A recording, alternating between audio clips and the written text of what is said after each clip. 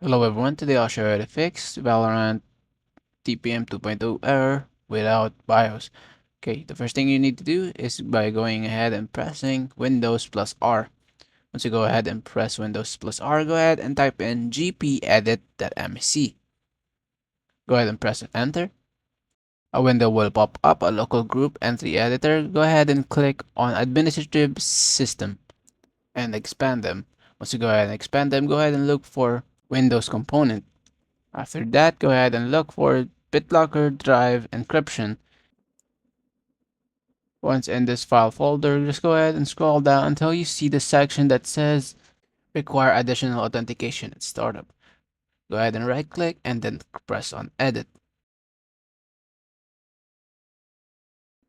A new window will pop up and make sure to click on Enable. Once you click on Enable, everything should be allowed on the bottom left of the new window. Just go ahead and click on Apply and then OK. Once done, just go ahead and close everything up. And then another method we can do is by going to your Windows run again. Go ahead and press on Windows R, then go ahead and typing temp. Once you go ahead and go on temp, go ahead and remove everything. Just Control A and then delete. Just go ahead and skip the other folders or the files that won't delete and then exit out the folder. Once done, just go ahead and close up everything and let's go ahead and go to Windows plus R again.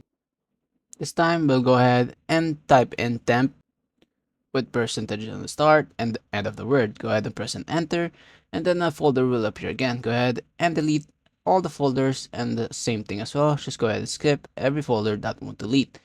Go ahead and exit out the app and then restart your PC. Your Valorant should be starting without the TPM 2.0 error.